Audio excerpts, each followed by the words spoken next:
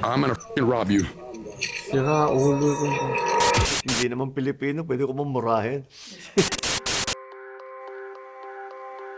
Magandang araw po sa atin lahat at sana ay nasa mabuti at mapayapa kayong kalagayan. Parating na ang mahal na araw at sigurado akong may kanya-kanya tayong mga lakad kasama ang mga mahal natin sa buhay. Kaya ang mensahe ko ngayon sa inyong lahat ay pag-iingat.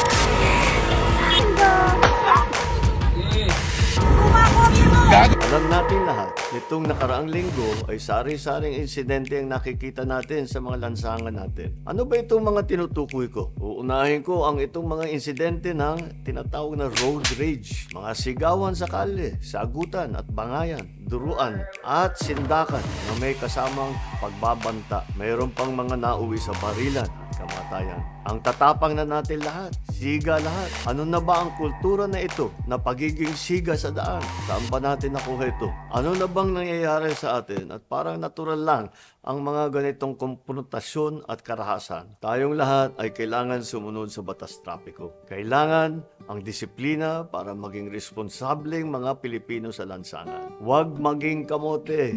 Masyado nang madami yan. Ang lisensya sa pagmamaneho ay isang pribilehyo at hindi ito karapatan. At bukod sa dunong sa pagmamaneho, ang lahat ay kailangan ayusin ang pag-uugali sa pagmamaneho at habaan ang pasensya. Yung ibang tao din sa paligid, umawat tayo.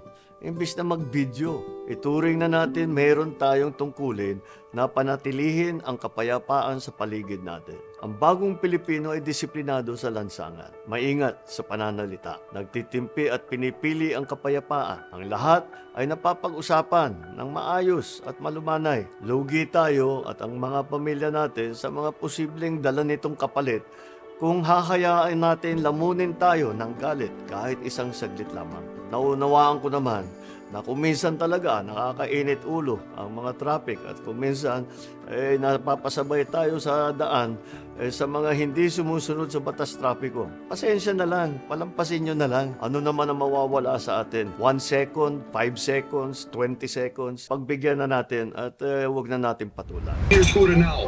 Give me your scooter now. Give me your scooter now. Give me a ride. Yes, I'm gonna take a ride. Ang isa pa nating nakita ngayong linggo, yung kagalit-galit na pinanggagawa ng isang foreign vlogger sa ating mga kababayan. I'm gonna f***ing rob you. Biro man na ito o hindi, sino naman Pilipino ang hindi kukulo ang dugo sa napapanood natin?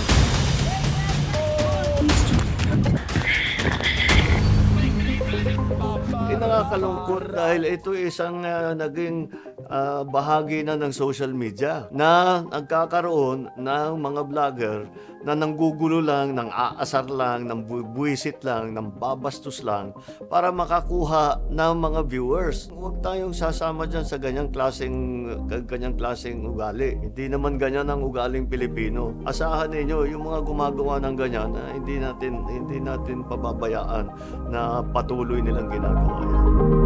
Tapos na po ang mga dayuhan, nakala na lang, kaya na lang napastangin ang mga Pilipino. Ito'y ehemplo na seryoso tayo na sa sariling bayan natin. Hindi tayo magpapabasa sa kanila.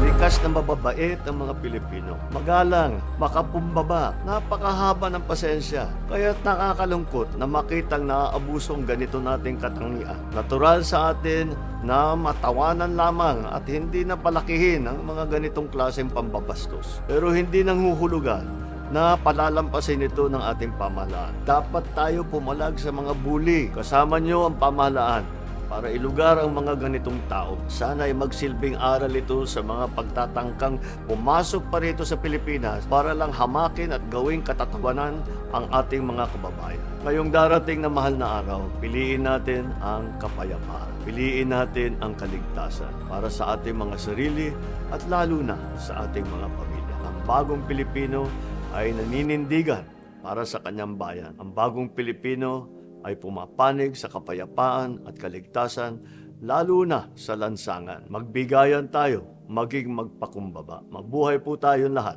at mag-ingat po tayo sa daan.